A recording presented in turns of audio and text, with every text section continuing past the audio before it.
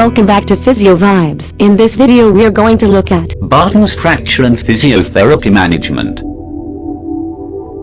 Before we start, hit the subscribe button for more videos. Press the bell icon and never miss another update. Barton'S fracture and physiotherapy management. This is an intra-articular fracture of the distal radius.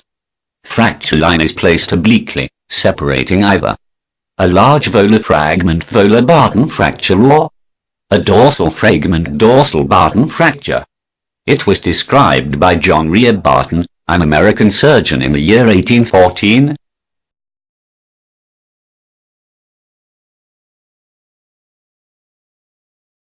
Mechanism of injury: dorsal Barton's fracture. The mechanism of injury is an extreme dorsiflexion occurring at the wrist, accompanied by a pronating force resulting in shear and a dorsal articular marginal fracture. Volar Barton's fracture. The mechanism of injury is an extreme palmar flexion occurring at the wrist, accompanied by a supinating force resulting in shear and a volar articular marginal fracture.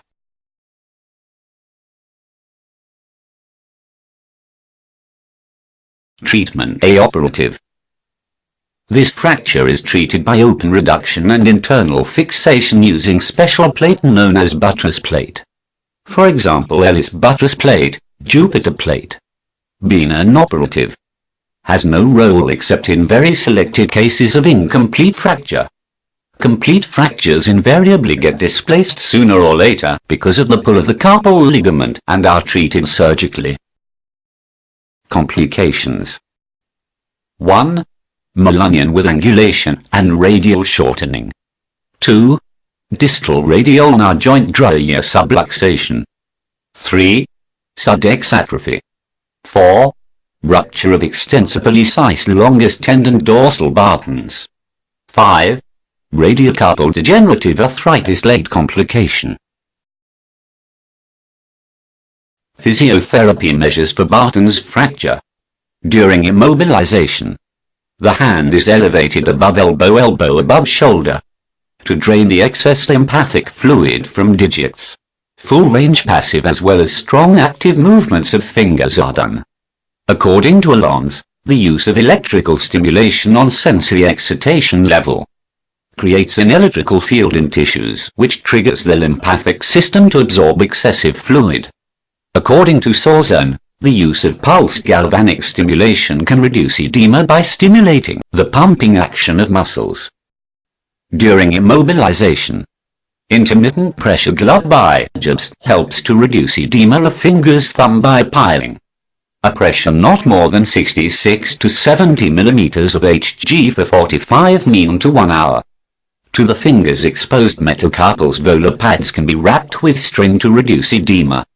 Elevation of hand can be maintained at with 70 degrees of flexion at elbow, using a sling, thus reducing edema. Other methods like infrared, hot packs, chyotherapy with ice massage tens are used to reduce edema. On removing the plaster 3 to 6 weeks, a soothing effect is given by hydrocollator pack or paraffin wax bath. Induces relaxation, improves circulation. Wrist mobilization is initiated with small range of relaxed speedy flexion extension with forearm in mid-prone position. As the wrist is immobilized in ulnar deviation, so radial deviation movement are taught to counter the persisting edema pain. If present, then an intermittent sling is given.